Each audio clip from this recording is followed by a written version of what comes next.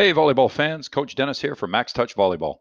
Today's presentation is going to be about the principles of play on the defensive side of things, and specifically, we're going to look at control. We got a lot of information to cover, so let's get going. A couple of definitions. First of all, the principles in play themselves are like the foundation of a house. If you're working on all of those, your foundation as a team is solid, and you're probably playing well. Defense is the act of keeping the ball off of your floor, transitioning, and trying to put it back down on the other side. By the end of this presentation, you will know what control is, you will know why you want to use it, and your coaches will know how to train you.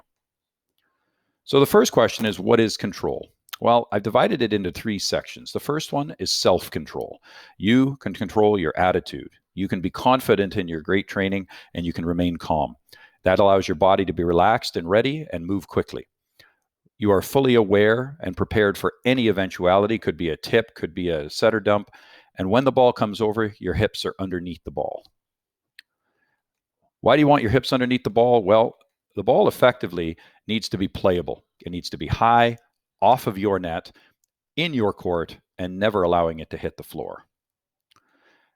Volleyball has been said to be the ultimate team game because each player relies on the other. So the movements need to be coordinated, synchronized, parallel motion behind the back, starting in base position, reading, moving to the defensive position, and being aware not only of what's going on the your side, but what also is going on the other side. So in this incredibly long rally, you're going to see all sorts of great things. You're going to see some super self-control, ball control, and team synchronization. So as you can see, it's off the net. That one's a little bit tight, so she dumps it. Hips are underneath the ball. Ball hit. Body's underneath the ball, still controlling it so it doesn't go out, no shanks. Hips under the ball. You'll see a parallel motion here in a second on the Indiana side. There we go. The libero was right there to help her. They didn't bump into each other. Hips underneath the ball.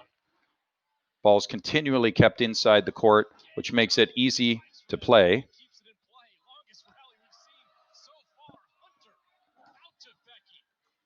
And that rally goes on for another 25 or so touches. So it's incredible how the control, despite the venomous attacks that are coming, that they're able to keep the ball going.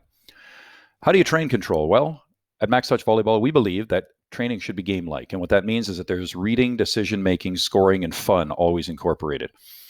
We suggest mixing up small-sided games, unequal teams, and 6v6 with criteria games, sometimes called wash drills. This very simple activity is an outstanding opportunity to work on control. It's called 100 or perish. And the goal is that a team works on getting 100 touches in a row without letting the ball fall. It's basically 1v1. Each player gets one touch only, like tennis.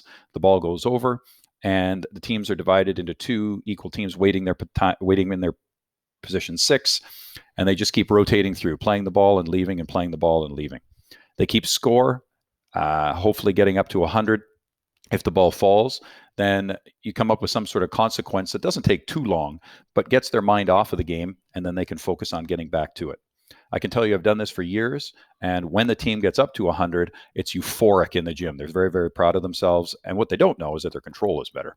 A couple of variations you can use. You can either lower the number so that your team can succeed, increase the number of players, increase the number of touches, and you can mix and match and have fun.